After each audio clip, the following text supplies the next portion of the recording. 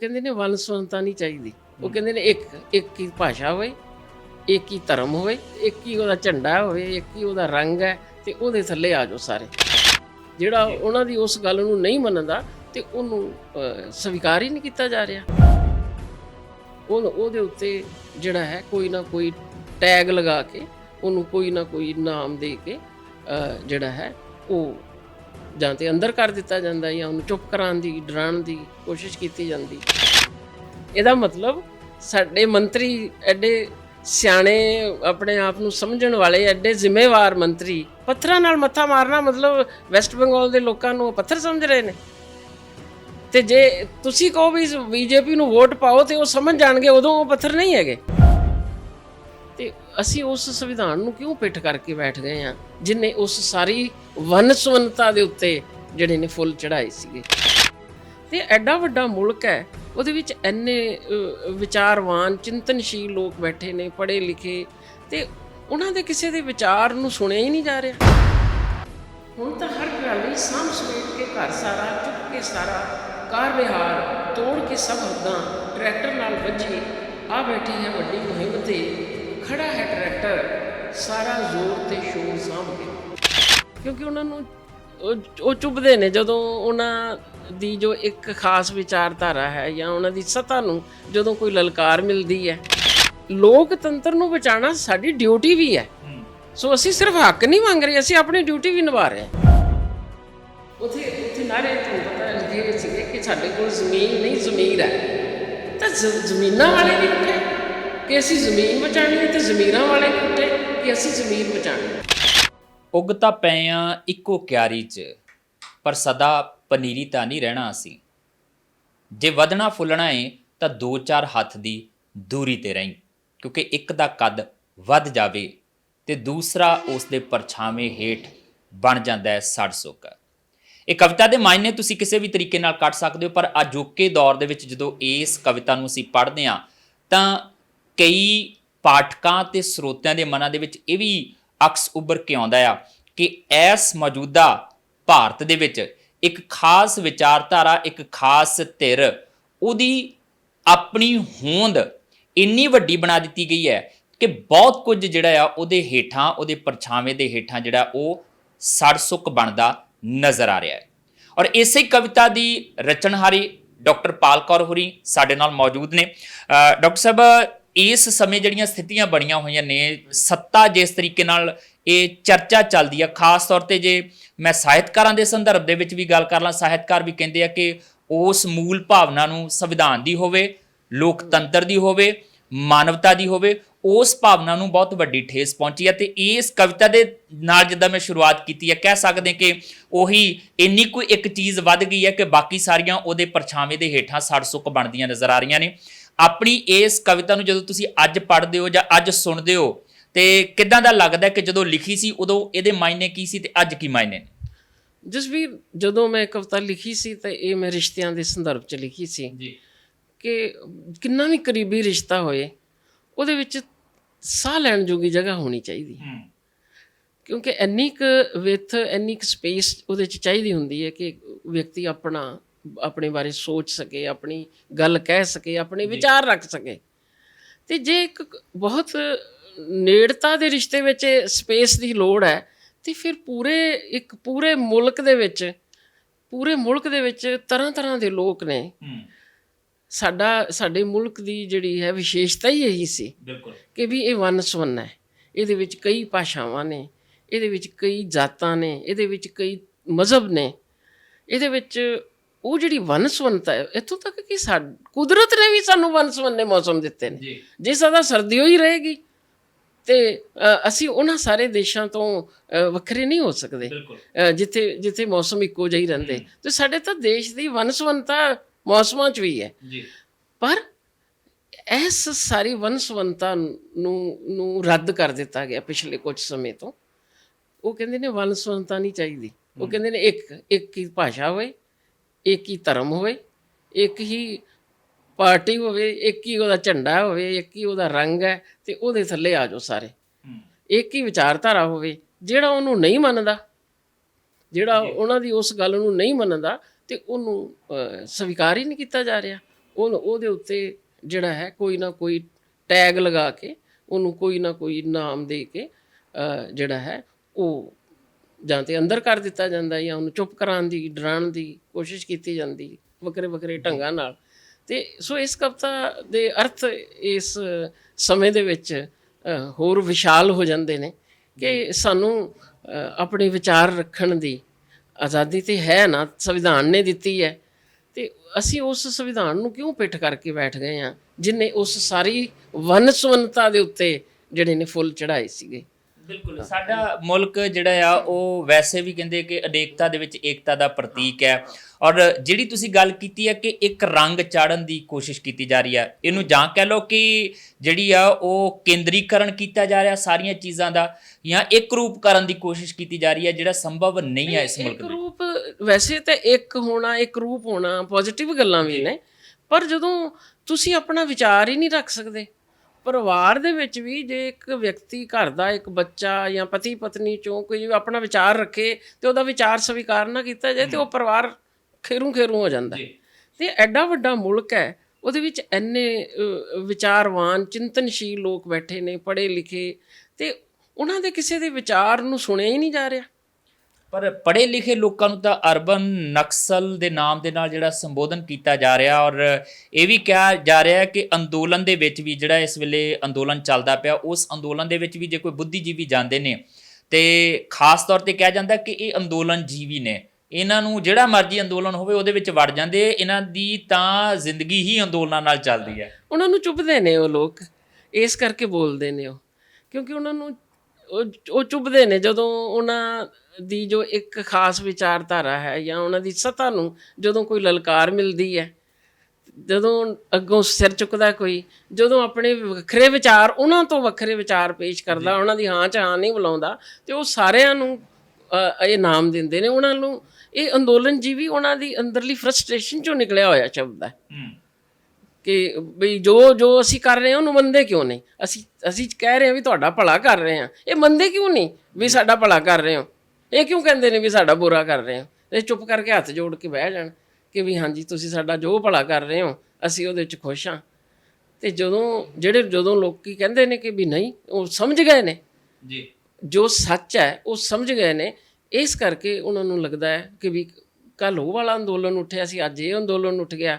ਤੇ ਹੈਗੇ ਆ ਬਹੁਤ ਸਾਰੇ ਲੋਕ ਨੇ ਜਿਹੜੇ ਜਦੋਂ ਵੀ ਕੋਈ ਗਲਤ ਹੁੰਦਾ ਹੈ ਤੇ ਉਹਦੇ ਬਾਰੇ ਬੋਲਦੇ ਨੇ, ਤੇ ਉਹਨਾਂ ਨੂੰ ਇਸ ਕਰਕੇ ਉਹ ਅੰਦੋਲਨ ਜੀਵੀ ਲੱਗਦੇ ਨੇ ਕਿ ਵੀ ਇਹ ਤੇ ਇਹਨਾਂ ਨੂੰ ਤੇ ਹਰ ਇੱਕ ਚੀਜ਼ ਨਾਲ ਇਤਰਾਜ਼ ਹੁੰਦਾ। ਕਿਉਂ ਨਹੀਂ ਹੋਏਗਾ? ਜਦੋਂ ਗਲਤ ਹੋਏਗਾ ਦੇਸ਼ 'ਚ, ਅਸੀਂ ਤੁਹਾਨੂੰ ਚੁਣ ਕੇ ਜਿਹੜਾ ਚੁਣਿਆ ਹੈ ਤੁਹਾਨੂੰ, ਇਹ ਨਹੀਂ ਇਸ ਕਰਕੇ ਨਹੀਂ ਚੁਣਿਆ ਕਿ ਵੀ ਤੁਸੀਂ ਜੋ ਕਰੀ ਜਾਓਗੇ ਅਸੀਂ ਉਹਦੇ 'ਚ ਹਾਂ ਮਿਲਾਈ ਜਾਵਾਂਗੇ। ਇਹ ਲੋਕਤੰਤਰ ਹੈ, ਤੇ ਲੋਕਤੰਤਰ ਦੇ ਵਿੱਚ ਜੇ ਤੁਸੀਂ ਕੁਝ ਗਲਤ ਕਹੋਗੇ ਤੇ ਸਾਡਾ ਫਰਜ਼ ਬਣਦਾ ਤੁਹਾਨੂੰ ਇਹ ਕਹਿਣਾ ਕਿ ਤੁਸੀਂ ਗਲਤ ਕਰ ਰਹੇ ਹੋ ਸਾਡੇ ਨਾਲ।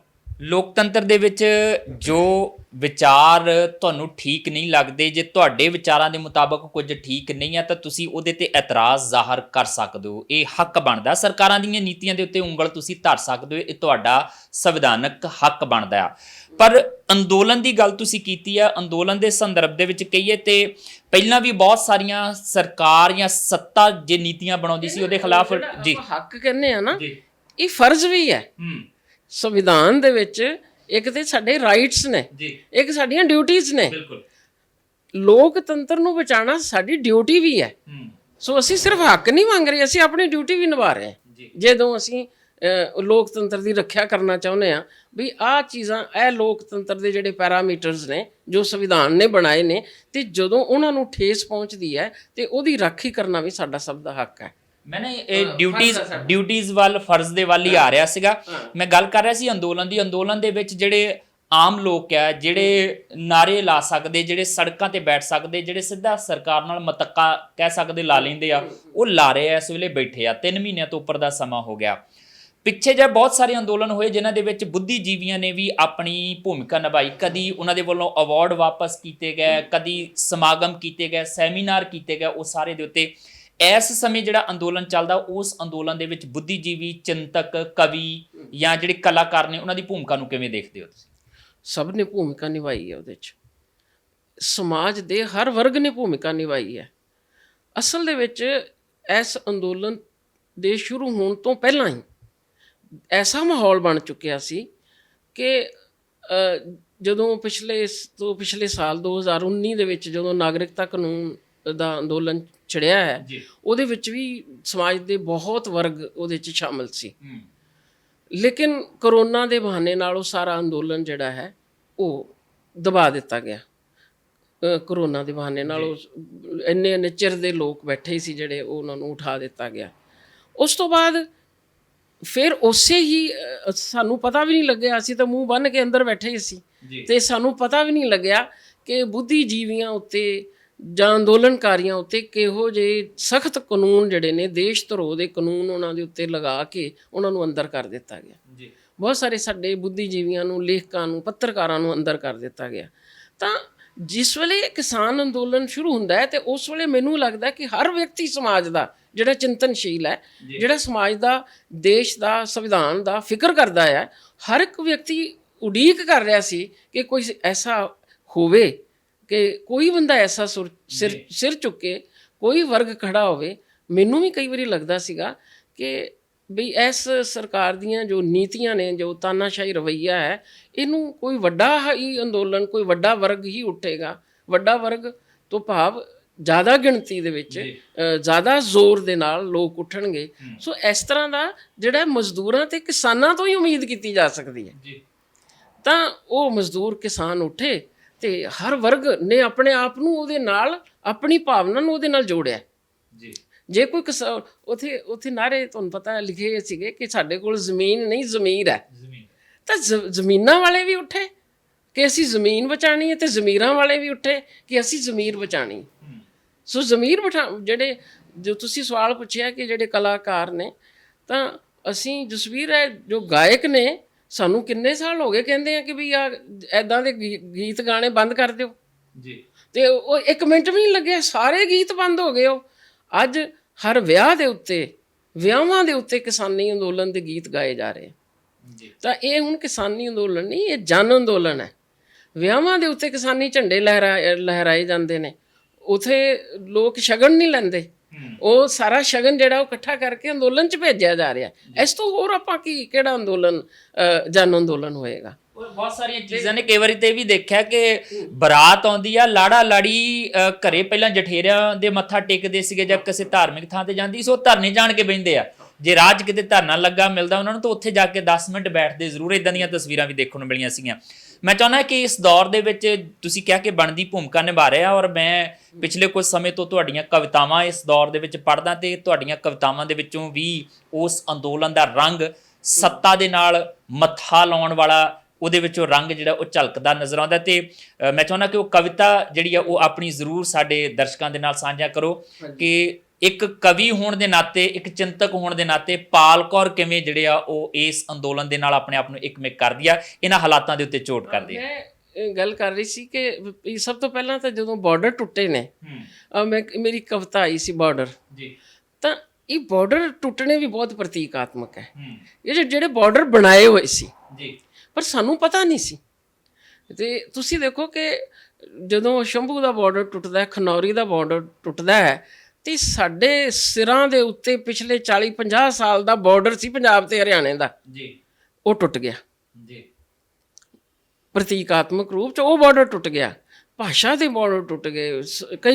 ਕੋਈ ਪਾਣੀ ਦਾ ਰੌਲਾ ਸੀ, ਕੋਈ ਧਰਮ ਦਾ ਰੌਲਾ ਸੀ। ਜਦੋਂ ਇਹਨਾਂ ਨੇ ਕਿਹਾ ਵੀ ਇਹ ਖਾਲਿਸਤਾਨੀਆਂ ਦਾ ਅੰਦੋਲਨ ਹੈ ਤੇ ਹਰਿਆਣੇ ਦੇ ਨੌਜਵਾਨ ਸਾਰੇ ਖੜੇ ਹੋ ਗਏ, ਕਹਿੰਦੇ ਹਾਂ ਅਸੀਂ ਵੀ ਖਾਲਿਸਤਾਨੀ ਹਾਂ। ਤਾਂ ਜਿਹੜੇ ਬਾਰਡਰ ਇਹਨਾਂ ਨੇ ਉਹਨਾਂ ਦੇ ਗਲਿਆਂ 'ਚ ਪਾਉਣ ਦੀ ਕੋਸ਼ਿਸ਼ ਕੀਤੀ ਨਾ, ਉਹ ਸਾਰੇ ਬਾਰਡਰ ਟੁੱਟੇ। ਤਾਂ ਇੱਕ ਤੇ ਇਹ ਬੜੀ ਇਹਦੇ ਵਿੱਚ ਖੂਬਸੂਰਤ ਗੱਲ ਹੋਈ ਹੈ। ਤੇ ਇੱਕ ਇਸ ਅੰਦੋਲਨ ਦੀ ਜਿਹੜੀ ਹੋਰ ਵਿਸ਼ੇਸ਼ਤਾ ਹੈ, ਇਹਦੇ ਵਿੱਚ ਔਰਤਾਂ ਦੀ ਜਿਹੜੀ ਭਾਗੀਦਾਰੀ ਹੈ ਉਹ ਬਹੁਤ ਖੂਬਸੂਰਤ ਹੈ। ਤਾਂ ਉਹਦੇ ਵਾਸਤੇ ਉਹਦੇ ਉੱਤੇ ਕਾਫੀ ਗੱਲ ਹੋ ਚੁੱਕੀ ਹੈ, ਪਰ ਮੈਂ ਉਹਦੇ ਲਈ ਇੱਕ ਨਜ਼ਮ ਲਿਖੀ ਹੈ, ਟਰਾਲੀ ਟਾਈਮਸ।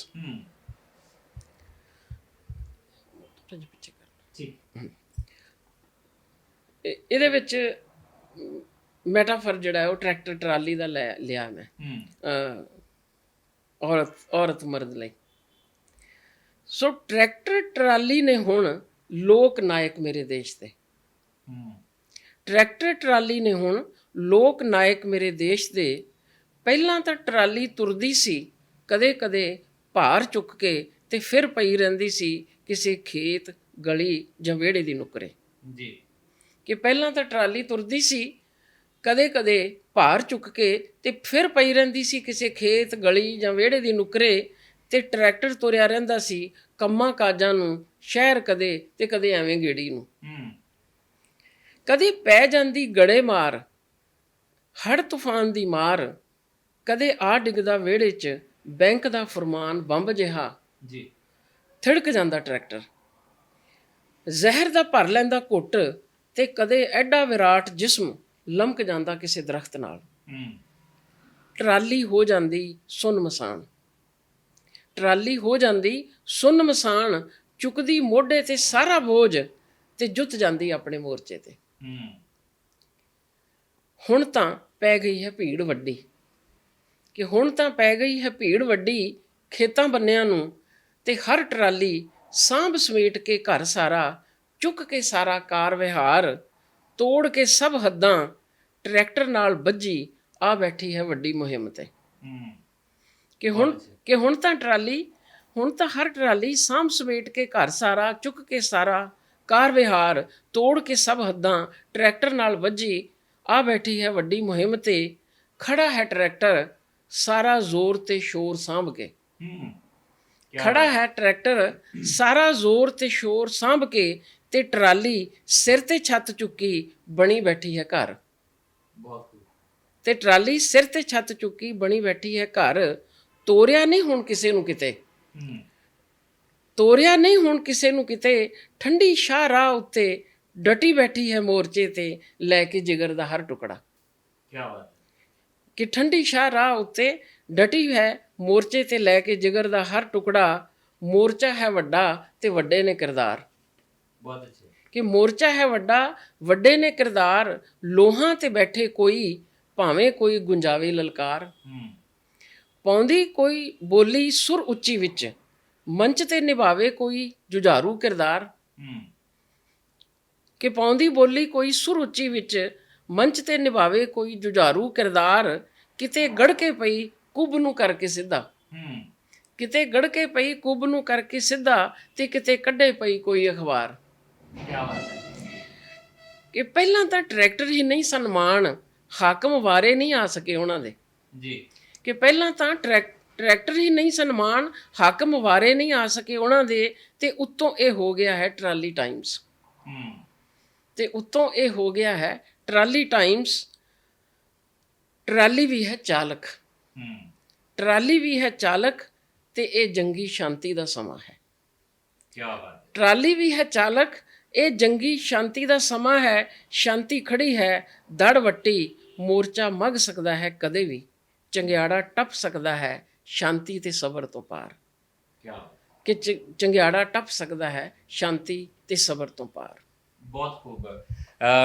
ਟਰਾਲੀ ਤੇ ਟਰੈਕਟਰ ਔਰ ਸਾਡੇ ਇਸ ਸਮਾਜ ਦੇ ਅੰਦਰ ਮਰਦ ਤੇ ਔਰਤ, ਇਹ ਬਹੁਤੀ ਵਿਆਖਿਆ ਕਰਨ ਦੀ ਜ਼ਰੂਰਤ ਨਹੀਂ। ਮੇਰਾ ਖਿਆਲ ਹੈ ਕਿ ਦਰਸ਼ਕ ਆਪ ਹੀ ਇਸ ਕਵਿਤਾ ਨੂੰ ਸੁਣਨ ਤੋਂ ਬਾਅਦ ਬਹੁਤ ਸਾਰੀਆਂ ਗੱਲਾਂ ਨੂੰ ਜਿਹੜਾ ਉਹ ਸਮਝ ਗਏ ਹੋਣਗੇ।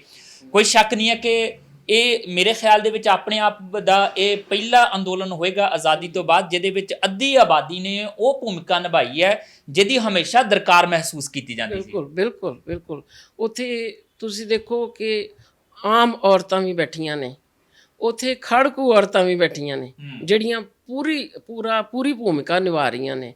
ਉੱਥੇ ਬੁੱਧੀਜੀਵੀ ਔਰਤਾਂ ਵੀ ਬੈਠੀਆਂ ਨੇ। ਇਹ ਟਰਾਲੀ ਟਾਈਮਸ ਸਾਡੀ ਕੁੜੀ ਨਵਕਿਰਨ ਨਾਤੀ ਕੱਢ ਰਹੀ ਹੈ।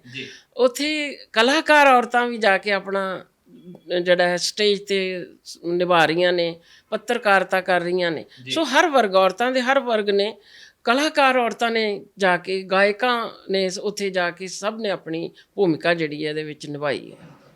ਫਿਰ ਇਸ ਜਿਸ ਤਰੀਕੇ ਨਾਲ ਤੁਸੀਂ ਕਹਿੰਦੇ ਕਿ ਜਦੋਂ ਟਰਾਲੀ ਨੇ ਵੀ ਜ਼ਿੰਮੇਵਾਰੀ ਲੈ ਲਈ ਹੈ, ਤੇ ਪਹਿਲਾਂ ਟਰੈਕਟਰ ਨਹੀਂ ਮਾਨ ਸੀਗੇ ਤੇ ਹੁਣ ਟਰਾਲੀਆਂ ਵੀ ਆ ਗਈਆਂ, ਤੇ ਜਦੋਂ ਨਰਿੰਦਰ ਸਿੰਘ ਤੋਮਰ ਹੋਰਾਂ ਨੇ ਇਹ ਕਿਹਾ ਸੀਗਾ ਕਿ ਤੁਸੀਂ ਧਰਨੇ ਦੇ ਵਿੱਚੋਂ ਜਿਹੜੇ ਬਜ਼ੁਰਗ ਹੈਗੇ ਆ, ਬੱਚੇ ਹੈਗੇ, ਬੀਬੀਆਂ ਹੈਗੀਆਂ, ਉਹਨਾਂ ਨੂੰ ਵਾਪਸ ਭੇਜ ਦਿਓ ਵੀ ਤੁਸੀਂ ਬੈਠੇ ਰਹਿ ਸਕਦੇ ਹੋ, ਕੀ ਦੇਖਦੇ ਹੋ ਕਿ ਉਹ ਟਰਾਲੀਆਂ ਦਾ ਡਰ ਸੀਗਾ, ਖੌਫ ਸੀਗਾ?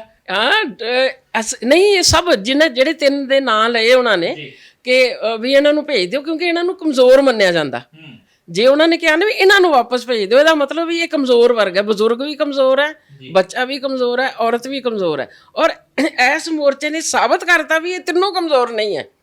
ਜੇ ਉੱਥੇ 80 ਸਾਲ ਦਾ ਬਾਬਾ ਤੇ 20 ਸਾਲ ਦਾ ਨੌਜਵਾਨ ਬਰਾਬਰ ਹੈ ਜੀ, ਉੱਥੇ ਜਿਹੜੇ ਬੱਚੇ ਨੇ ਉਹ ਵੀ ਪੂਰੀ ਲਲਕਾਰ ਨਾਲ ਬੋਲ ਰਹੇ ਨੇ। ਬੱਚਾ ਵੀ ਉੱਥੋਂ ਆਈ ਇੱਕ ਕੁੜੀ ਮੱਧ ਪ੍ਰਦੇਸ਼ ਤੋਂ, 12 ਸਾਲ ਦੀ ਕੁੜੀ, ਉਹਨੇ ਜੋ ਲੈਕਚਰ ਦਿੱਤਾ ਸਟੇਜ ਤੇ, ਤਾਂ ਉੱਥੇ ਬੱਚੇ ਵੀ ਪੂਰੀ ਤਰ੍ਹਾਂ ਸ਼ਾਮਲ ਨੇ ਔਰ ਔਰਤਾਂ ਦਾ ਤਾਂ ਮੈਂ ਤੁਹਾਨੂੰ ਦੱਸਿਆ ਹੀ ਹੈ। ਸੋ ਇਹਨਾਂ ਨੇ ਇਹ ਸਾਬਤ ਕੀਤਾ, ਨਰਿੰਦਰ ਸਿੰਘ ਤੋਮਰ ਨੇ ਇਹਨਾਂ ਨੂੰ ਕਮਜ਼ੋਰ ਸਮਝ ਕੇ ਹੀ ਕਿਹਾ, ਸਲਾਹ ਦਿੱਤੀ ਸੀ ਇਹ ਕਿ ਵੀ ਇਹ ਵਾਪਸ ਚਲੇ ਜਾਣ, ਪਰ ਉਹ ਮੋਹਰੀ ਨੇ। ਇਹ ਜਿਹੜਾ ਕਮਜ਼ੋਰ ਵਰਗ ਹੈ ਇਹ ਮੋਹਰੀ ਹੈ ਇਸ, ਅਗਰ ਉਹ ਇਹਨੂੰ ਕਮਜ਼ੋਰ ਸਮਝਦੇ ਨੇ। ਔਰ ਜਿਹੜੀ ਤੁਸੀਂ ਗੱਲ ਕੀਤੀ ਹੈ, ਛੋਟੀ ਜਿਹੀ ਬੱਚੀ ਜਿਹੜੀ ਮੱਧ ਪ੍ਰਦੇਸ਼ ਤੋਂ ਆਈ ਸੀਗੀ, ਮੈਂ ਉਹਦੀ ਸਪੀਚ ਸੁਣ ਰਿਹਾ ਸੀਗਾ, ਛੋਟੀ ਜਿਹੀ ਸਪੀਚ ਹੈ ਪਰ ਸੁਣੋਗੇ ਤਾਂ ਉਹਦੇ ਬਹੁਤ ਵੱਡੇ ਮਾਇਨੇ ਨਿਕਲਦੇ। ਜਦੋਂ ਇਹ ਕਹਿੰਦੀ ਹੈ ਕਿ ਚੰਗਾ ਹੋਇਆ ਮੇਰਾ ਪਿਓ ਜਿਹੜਾ ਮੈਨੂੰ ਇੱਥੇ ਲੈ ਆਇਆ, ਤੇ ਜੇ ਮੈਂ ਵੱਡੀ ਹੋ ਕੇ ਪੁੱਛਣਾ ਸੀਗਾ ਕਿ ਮੈਂ ਤਾਂ ਚਲੋ ਛੋਟੀ ਸੀ, ਅਣਭੋਲ ਸੀ, ਅਣਜਾਣ ਸੀ, ਪਰ ਤੁਹਾਨੂੰ ਤਾਂ ਅਕਲ ਹੈਗੀ ਸੀ, ਕਿਉਂ ਨਹੀਂ ਮੈਨੂੰ ਉੱਥੇ ਲੈ ਕੇ ਗਿਆ। ਔਰ ਜਦੋਂ ਇਹ ਗੱਲ ਕਹੀ ਹੈ ਤੇ ਮੇਰੇ ਖਿਆਲ ਹੈ ਕਿ ਉਹ ਜਿਹੜੀ ਤੁਸੀਂ ਕਹਿੰਦੇ ਕਿ ਤਿੰਨੋਂ ਹੀ ਕਮਜ਼ੋਰ ਦੱਸੇ ਜਾਂਦੇ ਸੀ, ਬੱਚਾ, ਬੁੱਢਾ ਤੇ ਔਰਤ, ਔਰ ਤਿੰਨਾਂ ਨੇ ਜਿਹੜੀ ਭੂਮਿਕਾ ਨਿਭਾਈ ਹੈ, ਦੱਸ ਦਿੱਤਾ ਕਿ ਕਮਜ਼ੋਰੀ ਕਿਤੇ ਵੀ ਜਿਹੜੀ ਹੈ ਨਹੀਂ ਹੈ, ਕਮਜ਼ੋਰੀ ਤੁਹਾਡੀਆਂ ਨੀਤੀਆਂ ਦੇ ਵਿੱਚ ਹੈਗੀ ਆ। ਤੇ ਇਸ ਸਮੇਂ ਜਦੋਂ ਅਸੀਂ ਸੱਤਾ ਨੂੰ ਦੇਖਦੇ ਹਾਂ, ਲੋਕਤੰਤਰ ਨੂੰ ਦੇਖਦੇ ਹਾਂ, ਮੇਰਾ ਖਿਆਲ ਹੈ ਕਿ ਚਿੰਤਕ ਜਿਹੜੇ ਹੁੰਦੇ ਆ, ਬੁੱਧੀਜੀਵੀ ਜਾਂ ਕਵੀ ਜਿਹੜੇ ਹੁੰਦੇ ਆ, ਲੋਕਤੰਤਰੀ ਕਦਰਾਂ ਕੀਮਤਾਂ ਨੂੰ ਥੋੜਾ ਸਮਝਦੇ ਵੀ ਜ਼ਿਆਦਾ ਆ, ਮਹਿਸੂਸਦੇ ਵੀ ਜ਼ਿਆਦਾ, ਤੇ ਉਹਨਾਂ ਦਾ ਪ੍ਰਚਾਰ ਪ੍ਰਸਾਰ ਕਰਨ ਲਈ ਆਪਣੇ ਅਲਫਾਜ਼ਾਂ ਦਾ ਇਸਤੇਮਾਲ ਵੀ ਵੱਧ ਕਰਦੇ ਨੇ। ਕਿੱਥੇ ਲੱਗਦਾ ਹੈ ਕਿ ਕਿਹੜੀਆਂ ਚੀਜ਼ਾਂ ਨੇ ਜਿਨ੍ਹਾਂ ਦਾ ਕਰਕੇ ਇਹ ਲੋਕਤੰਤਰ ਦਾ ਘਾਣ ਹੋ ਰਿਹਾ? ਕੀ ਇੱਕ ਵਿਅਕਤੀ ਦੀ ਸੋਚ ਇਹਦੇ ਪਿੱਛੇ ਸਾਰਾ ਕੁਝ ਕਰ ਰਹੀ ਹੈ, ਜਾਂ ਇਹ ਇੱਕ ਕਹਿੰਦੇ ਨਾ ਕਿ ਵਾਪਰਨਾ ਹੀ ਹੁੰਦਾ, ਉਹ ਵਾਪਰਨ ਵਾਲੀ ਸਥਿਤੀ ਹੈ, ਉਹਦਾ ਕਰਕੇ ਇਹ ਸਾਰਾ ਕੁਝ ਹੋ ਰਿਹਾ? ਤੁਹਾਨੂੰ ਕੀ ਲੱਗਦਾ? ਨਹੀਂ, ਇੱਕ ਪੂਰੀ ਵਿਚਾਰਧਾਰਾ ਹੈ ਜਿਹਦੇ ਕਰਕੇ ਇਹ ਸਾਰਾ ਮਾਹੌਲ ਪੈਦਾ ਹੋਇਆ ਸੀ। ਇੱਕ ਪੂਰੀ ਵਿਚਾਰਧਾਰਾ ਹੈ, ਉਹ ਵਿਚਾਰਧਾਰਾ ਇਹ ਚਾਹੁੰਦੀ ਹੈ ਕਿ ਵੀ ਉਹੀ ਹੋਰ ਕਿਸੇ ਦਾ ਬੋਲ ਜਿਹੜਾ ਹੈ ਉਹ ਅੱਗੇ ਨਾ ਆਵੇ, ਹੋਰ ਕੋਈ ਜ਼ਾਤ, ਹੋਰ ਕੋਈ ਧਰਮ, ਉਹ ਹਰ ਇੱਕ ਇਹ ਵੀ ਸਮਝਣਾ, ਇਹ ਤਿੰਨ ਵਰਗਾਂ ਨੂੰ ਵੀ ਕਮਜ਼ੋਰ ਸਮਝਣਾ, ਇਹ ਵੀ ਉਸ ਵਿਚਾਰਧਾਰਾ ਦਾ ਹਿੱਸਾ ਹੀ ਹੈ। ਇਹ ਤਿੰਨ ਵਰਗਾਂ ਨੂੰ ਕਮਜ਼ੋਰ ਸਮਝਣਾ ਉਸ ਵਿਚਾਰਧਾਰਾ ਦਾ ਹਿੱਸਾ ਹੈ। ਇਹਨਾਂ ਨੂੰ ਦਬਾਉਣਾ, ਕਮਜ਼ੋਰ ਵਰਗ ਨੂੰ ਦਬਾਉਣਾ ਵੀ ਉਸ ਵਿਚਾਰਧਾਰਾ ਦਾ ਹਿੱਸਾ ਹੈ।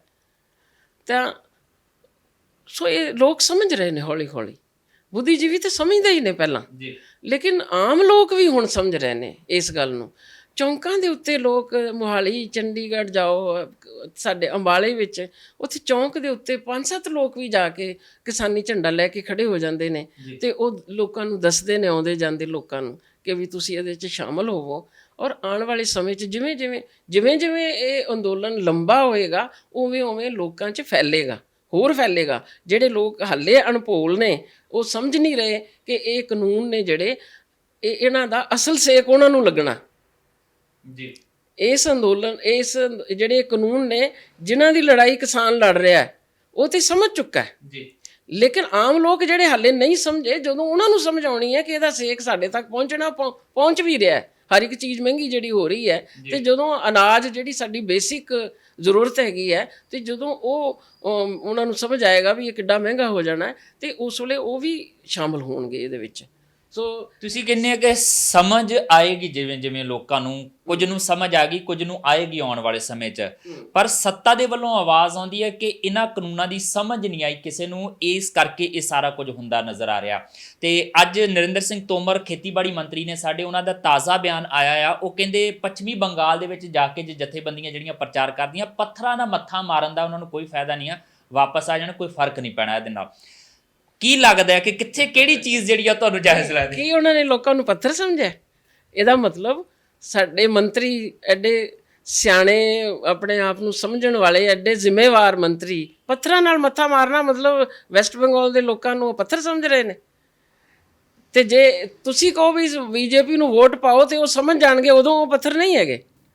ਸੋ ਪੱਥਰਾਂ ਨਾਲ ਮੱਥਾ ਨਹੀਂ ਮਾਰ ਰਹੇ, ਉਹ ਲੋਕਾਂ ਵਿੱਚ ਆਪਣੀ ਆਵਾਜ਼ ਜਿਹੜੀ ਆ ਉਹ ਪਹੁੰਚਾ ਰਹੇ ਨੇ, ਕਿਉਂਕਿ ਇਹਨਾਂ ਨੂੰ ਹੋਰ ਚੀਜ਼ ਦਾ ਦਰਦ ਹੀ ਨਹੀਂ। ਕਿਉਂ ਗਏ ਨੇ ਕਿਸਾਨ ਉੱਥੇ? ਉਹ ਇਸ ਕਰਕੇ ਗਏ ਨੇ ਕਿਉਂਕਿ ਇਹਨਾਂ ਨੂੰ ਬਜ਼ੁਰਗਾਂ ਦੀ ਮੌਤ ਦਾ ਦਰਦ ਨਹੀਂ ਹੋਇਆ। ਇਹਨਾਂ ਨੂੰ ਇੰਨੇ 3-3 ਮਹੀਨੇ ਹੋ ਗਏ ਲੋਕ ਉੱਥੇ, ਉਸ ਚੀਜ਼ ਦਾ ਇਹਨਾਂ ਨੂੰ ਦਰਦ ਨਹੀਂ ਪਹੁੰਚਿਆ। ਹਰ ਚੀਜ਼ ਦਾ ਮਜ਼ਾਕ ਉਡਾ ਰਹੇ, ਹਰ ਚੀਜ਼ ਦੇ ਉੱਪਰ ਆਪਣੀਆਂ ਸਾਜ਼ਿਸ਼ਾਂ ਲਾਗੂ ਕਰ ਰਹੇ ਨੇ। ਉਹਨਾਂ ਨੂੰ ਲੱਗਿਆ ਵੀ ਜੇ ਤੁਹਾਨੂੰ ਵੋਟ ਦੀ ਤੁਹਾਡੀ ਰਾਜਨੀਤੀ ਹੈ ਔਰ ਤੁਹਾਨੂੰ ਫਿਕਰ ਨਹੀਂ ਹੈ ਵੀ ਕਿਸਾਨ ਉੱਥੇ ਬੈਠੇ ਨੇ, ਉਹਨਾਂ ਨਾਲ ਇੰਨੀ ਦੇਰ ਹੋ ਗਈ ਗੱਲ ਨਹੀਂ ਕਰ ਰਹੇ, ਔਰ ਤੁਸੀਂ ਆਪਣੀਆਂ ਚੋਣਾਂ 'ਚ ਲੱਗੇ ਹੋਏ ਹੋ ਵੀ ਅਸੀਂ ਸਾਡੀਆਂ ਚੋਣਾਂ ਆ ਗਈਆਂ ਤੇ ਅਸੀਂ ਉਹ ਕਰ ਲਈਏ, ਤੇ ਫਿਰ ਉਹ ਕਹਿੰਦੇ ਫਿਰ ਜਿੱਥੇ ਤੁਹਾਨੂੰ ਚੋਟ ਲੱਗਦੀ ਹੈ ਅਸੀਂ ਉੱਥੇ ਚੋਟ ਮਾਰ ਕੇ ਦੇਖ ਲੈਂਦੇ ਹਾਂ ਜੀ।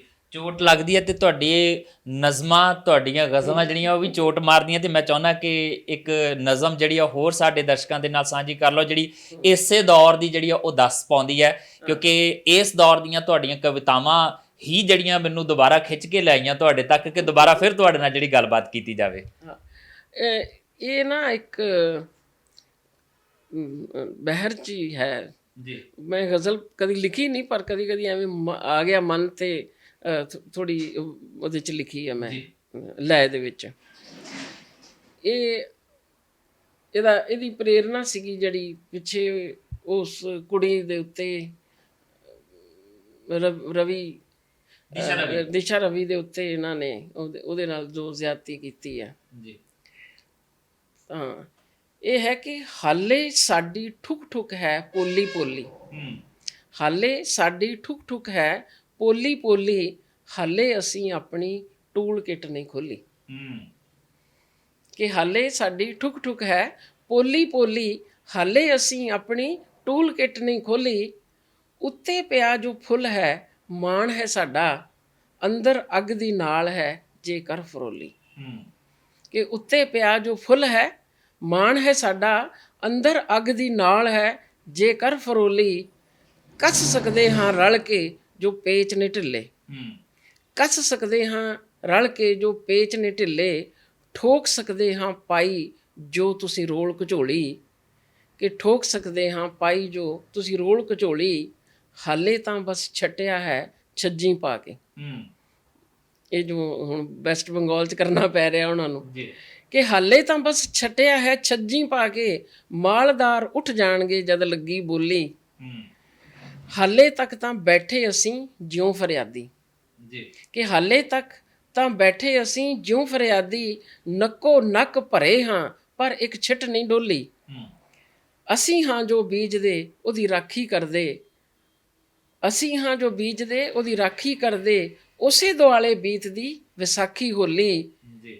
ਹਾਲੇ ਸਾਡੇ ਮੋਢਿਆਂ ਤੇ ਗਾਂਧੀ ਬੈਠਾ, ਕਿ ਹਾਲੇ ਸਾਡੇ ਮੋਢਿਆਂ ਤੇ ਗਾਂਧੀ ਬੈਠਾ, ਹਾਲੇ ਭਗਤ ਸਿੰਘ ਨੇ ਮੁੱਠੀ ਨਹੀਂ ਖੋਲੀ। ਕਿ ਹਾਲੇ ਸਾਡੇ ਮੋਢਿਆਂ ਤੇ ਗਾਂਧੀ ਬੈਠਾ, ਹਾਲੇ ਭਗਤ ਸਿੰਘ ਨੇ ਨਹੀਂ ਮੁੱਠੀ ਖੋਲੀ। ਭਗਤ ਸਿੰਘ ਦੀ ਮੁੱਠੀ ਖੋਲਣ ਦੀ ਤੁਸੀਂ ਗੱਲ ਕਰਦੇ ਹੋ, ਔਰ ਉੱਥੇ ਅੰਦੋਲਨ ਦੇ ਵਿੱਚ ਇਹ ਵੀ ਚਰਚਾ ਚੱਲਦੀ ਹੈ ਕਿ ਹੁਣ ਉਹ ਜਿਹੜਾ ਪੰਨਾ ਮੋੜ ਕੇ ਭਗਤ ਸਿੰਘ ਨਿਕਲਿਆ ਸੀ ਕੋਠੜੀ ਦੇ ਵਿੱਚੋਂ ਫਾਂਸੀ ਦੇ ਤਖਤੇ ਵੱਲ, ਕਹਿੰਦੇ ਅੱਜ ਦੀ ਨੌਜਵਾਨੀ ਨੇ ਉਹ ਪੰਨਾ ਹੁਣ ਸਿੱਧਾ ਕਰਕੇ ਅੱਗੇ ਪੜ੍ਹਨਾ ਸ਼ੁਰੂ ਕਰ ਦਿੱਤਾ, ਜਿਹੜੀ ਸਥਿਤੀ ਬਣੀ ਹੋਈ ਹੈ। ਪਰ ਜਿਹੜੇ ਉਹ ਪੰਨਾ ਪੜ੍ਹਦੇ ਨੇ ਉਹਨਾਂ ਨੂੰ ਜਿਹੜੇ ਉਹ ਲਕਬ ਦਿੱਤੇ ਜਾ ਰਹੇ ਆ ਤਰ੍ਹਾਂ ਤਰ੍ਹਾਂ ਦੇ, ਕਹਿੰਦੇ ਜੀ ਇਹ ਖਾਲਿਸਤਾਨੀ ਹੈ, ਇਹ ਅਰਬਨ ਨਕਸਲੀ ਨੇ, ਇਹਦੇ ਤੋਂ ਇਲਾਵਾ ਅੰਦੋਲਨ ਜੀਵੀ ਵੀ ਕਹਿ ਦਿੱਤਾ ਗਿਆ ਹੁਣ ਤਾਂ। ਤੇ ਪਾਲ ਕੌਰ ਵੀ ਉਸੇ ਹੀ ਰੌਂ ਦੇ ਵਿੱਚ ਵਿਚਰਦੀ ਆ। ਪਾਲ ਕੌਰ ਦੇ ਲਈ ਕਿਹੜਾ ਲਕਬ ਹੈ? ਖਾਲਿਸਤਾਨੀ ਹੈ, ਅੰਦੋਲਨ ਜੀਵੀ ਹੈ, ਜਾਂ ਅਰਬਨ ਨਕਸਲ ਦੇ ਨਾਲ ਸੰਬੰਧ ਰੱਖਦੀ ਹੈ? ਜੇ ਉਹ ਗਲਤ ਨੂੰ ਗਲਤ ਕਹਿਣ ਵਾਸਤੇ ਇਹ ਲਕਬ ਵਰਤਦੇ ਨੇ ਤੇ ਮੇਰੇ ਲਈ ਵੀ ਵਰਤ ਲੈਣ, ਕਿਉਂਕਿ ਇਹ ਉਹਨਾਂ ਦੀ ਸਮੱਸਿਆ ਹੈ, ਇਹ ਉਹਨਾਂ ਦੀ ਸਮੱਸਿਆ ਹੈ। ਜਿਹੜਾ ਗਾਲ ਕੱਢਣ ਵਾਲਾ ਹੁੰਦਾ ਨਾ ਉਹਦੀ ਸਮੱਸਿਆ ਹੁੰਦੀ ਹੈ, ਜਿਹਨੂੰ ਕੱਢੀ ਜਾਂਦੀ ਉਹਦੀ ਸਮੱਸਿਆ ਨਹੀਂ ਹੁੰਦੀ। ਸੋ ਇਹ ਉਹਨਾਂ ਦੀ ਸਮੱਸਿਆ, ਜੋ ਮਰਜ਼ੀ ਕਹਿੰਦੇ ਰਹਿਣ। ਸੋ ਭਗਤ ਸਿੰਘ ਦੀ ਜਿਹੜੀ ਅੱਗੇ ਵਿਰਾਸਤ ਹੈ ਜੋ ਉਹ ਨੌਜਵਾਨਾਂ ਨੇ ਸੰਭਾਲੀ ਹੈ। ਜੇ ਉਹਨਾਂ ਨੇ ਅਗਲਾ ਪੰਨਾ ਪੜ੍ਹਨਾ ਸ਼ੁਰੂ ਕੀਤਾ ਨੌਜਵਾਨਾਂ ਨੇ ਤੇ ਉਹਨਾਂ ਨੂੰ ਸ਼ਾਬਾਸ਼ ਹੈ, ਔਰ ਜ਼ਰੂਰਤ ਹੈ ਸਮੇਂ ਦੀ, ਉਹਨਾਂ ਨੂੰ ਪੜ੍ਹਨਾ ਚਾਹੀਦਾ ਔਰ ਸਮਝਣਾ ਚਾਹੀਦਾ ਹੈ। ਜਿਹੜੇ ਸੱਤਾ 'ਚ ਬੈਠੇ ਲੋਕ ਨੇ ਉਹਨਾਂ ਨੂੰ ਸਮਝਣਾ ਚਾਹੀਦਾ ਕਿ ਕਿਸੇ ਵੀ ਜਨਤਾ ਨੂੰ ਬਹੁਤੀ ਦੇਰ ਤੱਕ ਦਬਾ ਕੇ ਨਹੀਂ ਰੱਖਿਆ ਜਾ ਸਕਦਾ। ਜਿੰਨਾ ਦਬਾਵਾਂਗੇ ਓਨੇ ਜ਼ੋਰ ਨਾਲ, ਕਿਸੇ ਚੀਜ਼ ਨੂੰ ਜਿੰਨਾ ਦਬਾਇਆ ਜਾ ਸਕਦਾ ਓਨੇ ਜ਼ੋਰ ਦੇ ਨਾਲ ਉਹ ਉੱਭਰ ਕੇ ਉੱਠ ਕੇ ਜਿਹੜੀ ਹੈ ਉਛਲ ਕੇ ਆਉਂਦੀ ਹੈ ਬਾਹਰ। ਇਹ ਪ੍ਰਕਿਰਤੀ ਦਾ ਨਿਯਮ ਹੈ, ਵਿਗਿਆਨ ਦਾ ਵੀ ਨਿਯਮ ਜੀ। ਪ੍ਰਕਿਰਤੀ ਦਾ ਨਿਯਮ ਹੈਗਾ ਉਹ ਐਕਸ਼ਨ ਰਿਐਕਸ਼ਨ ਦੀ ਜਿਹੜੀ ਗੱਲ ਕਰਦੇ ਆ ਆਪਾਂ, ਕਿ ਜਿੰਨਾ ਦਬਾਵਾਂਗੇ ਉਹਨੇ ਉਛਲ ਕੇ ਜਿਹੜੀ ਉਹ ਚੀਜ਼ ਤਾਂ ਨੂੰ ਆਉਣੀ ਆ। ਇਹਦੇ ਤੋਂ ਇਲਾਵਾ ਇੱਕ ਦੋ ਸਵਾਲ ਮੈਂ ਜਿਹੜੇ ਉਹ ਹੋਰ ਕਰਨੇ ਚਾਹੁੰਦਾ। ਜਿਹੜੀਆਂ ਸਥਿਤੀਆਂ ਨੇ, ਜੋ ਪਰਿਸਥਿਤੀਆਂ ਬਣੀਆਂ ਹੋਈਆਂ ਨੇ ਇਸ ਸਮੇਂ, ਸੱਤਾ ਜਿਸ ਤਰੀਕੇ ਨਾਲ ਦੇਖਦੀ ਪਈ, ਅੰਦੋਲਨ ਜਿਸ ਤਰੀਕੇ ਨਾਲ ਚੱਲਦਾ ਪਿਆ, ਸਾਹਿਤ ਬਹੁਤ ਵੱਡੀ ਭੂਮਿਕਾ ਨਿਭਾਉਂਦਾ ਆ। ਕਈ ਕ੍ਰਾਂਤੀਆਂ ਸਾਹਿਤ ਦੇ ਕਾਰਨ ਹੀ ਆਈਆਂ ਨੇ ਤੇ ਕਈ ਵਾਰੀ ਸਾਹਿਤ ਨੇ ਕ੍ਰਾਂਤੀਆਂ ਦੀ ਦੱਸ ਪਾਈ ਹੈ, ਉਹਨਾਂ ਦਾ ਇਤਿਹਾਸ ਲਿਖਿਆ ਹੈ। ਇਸ ਵੇਲੇ ਸਾਹਿਤ ਨੂੰ ਜਾਂ ਕਲਾ ਨੂੰ ਕਿਸ ਤਰੀਕੇ ਨਾਲ ਦੇਖਦੇ ਹੋ ਇਸ ਅੰਦੋਲਨ ਤੇ ਸੱਤਾ ਦੇ ਰਵੱਈਏ ਦੇ ਦਰਮਿਆਨ? ਦੇਖੋ, ਸਾਹਿਤਕਾਰ ਜੋ ਹੈ, ਕਵੀ ਜੋ ਹੈ, ਉਹ ਲਿਖ ਰਿਹਾ ਹੈ। ਅੰਦੋਲਨ ਨਾਲ ਸੰਬੰਧਿਤ ਕਵਿਤਾਵਾਂ ਦੀ ਕਿਤਾਬਾਂ ਵੀ ਛਪ ਗਈਆਂ ਨੇ ਜੀ। ਹੁਣ ਇਹਦੇ ਤੇ ਫਿਲਮਾਂ ਵੀ ਆਉਣੀਆਂ ਸ਼ੁਰੂ ਹੋ ਗਈਆਂ ਨੇ। ਗੀਤ ਤਾਂ ਤੁਹਾਨੂੰ ਪਤਾ ਹੀ ਬਹੁਤ ਸਾਰੇ ਲਿਖੇ ਗਏ ਨੇ।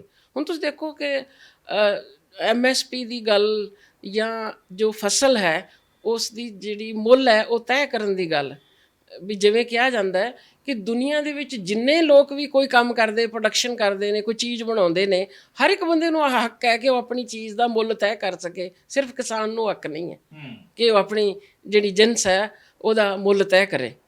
ਤਾਂ ਜਿਸ ਵੇਲੇ ਕੰਵਲ ਗਰੇਵਾਲ ਨੇ ਇਹ ਗਾਇਆ ਔਰ ਉਹਦੀ ਇੱਕ ਲਾਈਨ ਕਿਵੇਂ ਲੋਕਾਂ ਨੂੰ ਸਮਝ ਆਈ, ਫਸਲਾਂ ਦੇ ਫੈਸਲੇ ਕਿਸਾਨ ਕਰੂਗਾ, ਉਹਦੀ ਇੱਕ ਲਾਈਨ ਜਿਹੜੀ ਹੈ ਉਹ ਪੂਰੀ ਜਿਹੜੀ ਉਸ ਕਾਨੂੰਨ ਦੀ ਜਿਹੜੀ ਖਾਮੀ ਹੈ ਔਰ ਜਾਂ ਜਿਹੜੀ ਕਿਸਾਨਾਂ ਦੇ ਦਿਲ ਦੀ ਗੱਲ ਹੈ ਉਸ ਨੂੰ ਉਹ ਇੱਕ ਲਾਈਨ ਨੇ ਇੰਨਾ ਸਮਝਾ ਦਿੱਤਾ। ਤਾਂ ਇਸ ਤਰ੍ਹਾਂ ਹੀ ਜਿਹੜੀ ਕਵਿਤਾ ਹੈ ਉਹ ਜਾ ਕੇ ਜਦੋਂ ਕਵੀ, ਬਹੁਤ ਸਾਰੇ ਕਵੀ ਗਏ ਨੇ ਉੱਥੇ ਸਾਡੇ, ਤੇ ਜਾ ਕੇ ਉਹਨਾਂ ਨੇ ਕਵਿਤਾਵਾਂ ਪੜ੍ਹੀਆਂ ਨੇ ਉੱਥੇ, ਤਾਂ ਉਹ ਕਿਸਾਨ ਉਹਨਾਂ ਕਵਿਤਾਵਾਂ ਨੂੰ ਰਿਸੀਵ ਕਰਦੇ ਨੇ, ਬੜੀ ਅੱਛੀ ਤਰ੍ਹਾਂ ਰਿਸੀਵ ਕਰਦੇ। ਕਿਸਾਨ ਉੱਥੇ ਬੈਠੇ ਕਿਤਾਬਾਂ ਪੜ੍ਹ ਰਹੇ ਨੇ, ਉੱਥੇ ਲਾਇਬ੍ਰੇਰੀਆਂ ਚੱਲ ਰਹੀਆਂ ਨੇ, ਉੱਥੇ ਟਰਾਲੀ ਟਾਈਮਸ ਦੇ ਵਿੱਚ ਉਹਨਾਂ ਦੀ ਗੱਲ ਕੀਤੀ ਜਾ ਰਹੀ ਹੈ। ਤਾਂ ਇਹ ਸਾਰਾ ਕੁਛ ਜਿਹੜਾ ਹੈ ਇਸ ਅੰਦੋਲਨ ਦਾ ਜਿਹੜਾ ਇਸ ਅੰਦੋਲਨ ਨੂੰ ਇੱਕ ਨਵੀਂ ਦਿਸ਼ਾ, ਇੱਕ ਸਹੀ ਦਿਸ਼ਾ ਵੀ ਦੇ ਰਿਹਾ। ਹਾਂ, ਇਹਦੇ ਵਿੱਚ ਕਈ ਸਵਾਲ ਵੀ ਉੱਠਦੇ, ਅੰਦੋਲਨ ਨਾਲ ਸੰਬੰਧਿਤ ਕਈ ਸਵਾਲ ਵੀ ਉੱਠਦੇ ਨੇ। ਉਹਨਾਂ ਸਵਾਲਾਂ ਦੀਆਂ ਗੱਲਾਂ ਵੀ ਜਿਹੜੇ ਨੇ ਉਹ ਬੁੱਧੀਜੀਵੀ ਕਰਦੇ ਨੇ। ਤਾਂ ਕਵੀ ਜਿਹੜੇ ਨੇ ਉਹ ਵਾਰਤਕ ਲਿਖ ਰਹੇ ਨੇ। ਤੁਸੀਂ ਦੇਖੋ ਪਿਛਲੇ ਕਾਫੀ ਸਮੇਂ ਤੋਂ ਹਰਮੀਤ ਵਿਦਿਆਰਥੀ ਜਿਹੜਾ ਉਹ ਇਸ ਅੰਦੋਲਨ ਦਾ ਵਿਸ਼ਲੇਸ਼ਣ ਕਰਦਾ ਹੈ, ਵਾਰਤਕ ਦੇ ਵਿੱਚ ਵਿਸ਼ਲੇਸ਼ਣ ਕਰਦਾ ਹੈ। ਸੋ ਹਰ ਵਿਅਕਤੀ ਜਿਵੇਂ ਉਹਨੂੰ ਲੱਗਦਾ ਵੀ ਉਹ ਜਿਵੇਂ ਵੀ ਰੋਲ ਅਦਾ ਕਰ ਸਕਦਾ ਆਪਣਾ, ਉਹ ਕਰਦਾ ਹੈ। ਇੱਕ ਚੀਜ਼ ਹੋ ਰਿਹਾ, ਤੁਸੀਂ ਕਿਹਾ ਕਿ ਕਲਮ ਦੇ ਰਾਹੀਂ ਜੋ ਕੁਝ ਕੀਤਾ ਜਾ ਸਕਦਾ ਕੀਤਾ ਜਾ ਰਿਹਾ। ਕਲਮ ਪੱਤਰਕਾਰਤਾ ਲਈ ਵੀ ਵਰਤੀ ਜਾ ਰਹੀ ਹੈ, ਸਾਹਿਤ ਲਈ ਵੀ ਵਰਤੀ ਜਾ ਰਹੀ ਹੈ, ਉਹ ਭਾਵੇਂ ਵਾਰਤਕ ਹੋਵੇ, ਭਾਵੇਂ ਨਜ਼ਮ ਹੋਵੇ।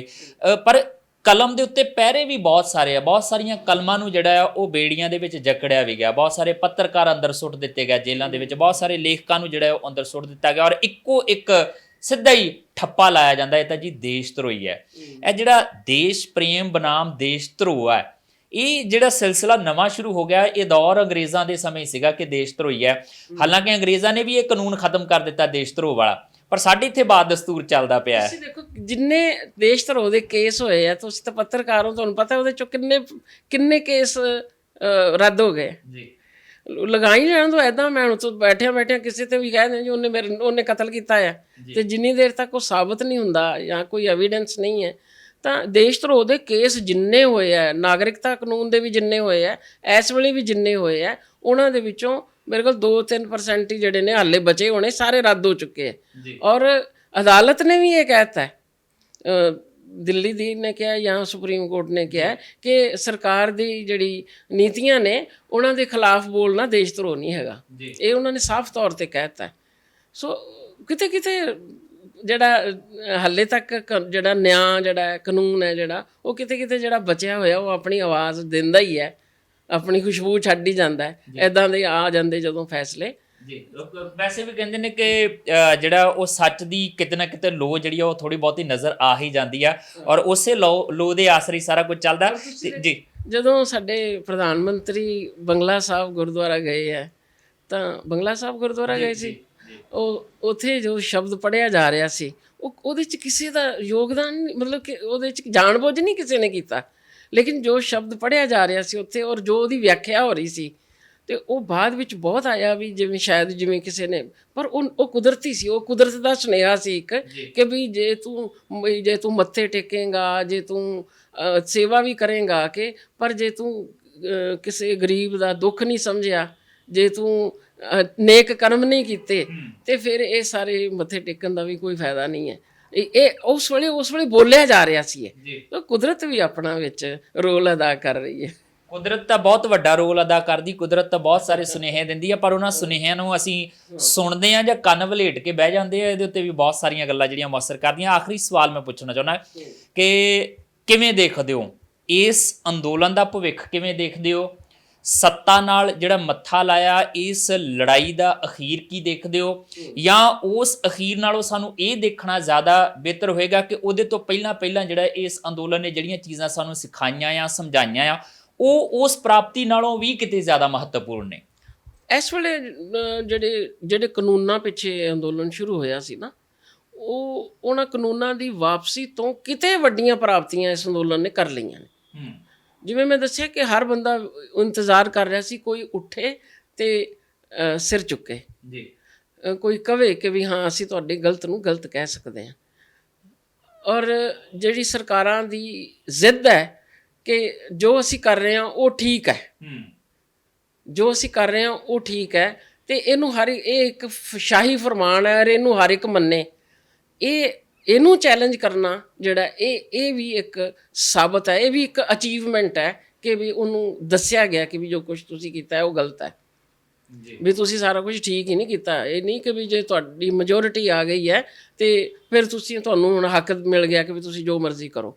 ਸੋ ਇਹ ਜੋ ਲੋਕਤੰਤਰ, ਜੋ ਜਿਹੜੀਆਂ ਵੰਡੀਆਂ ਪਾਈਆਂ ਗਈਆਂ ਸੀ ਉਹ ਵੰਡੀਆਂ ਚੈਲੰਜ ਹੋਈਆਂ ਨੇ, ਜਿਹੜੀਆਂ ਜ਼ਾਤਾਂ ਦੀਆਂ, ਧਰਮਾਂ ਦੀਆਂ ਜਿਹੜੇ ਠੱਪੇ ਲਾਏ ਜਾਂਦੇ ਨੇ ਉਹ ਸਾਰੇ ਠੱਪਿਆਂ ਨੂੰ ਜਿਹੜੇ ਲਲਕਾਰਿਆ ਗਿਆ ਉਹ ਸਾਰੇ ਲਾ ਦਿੱਤੇ ਗਏ ਨੇ।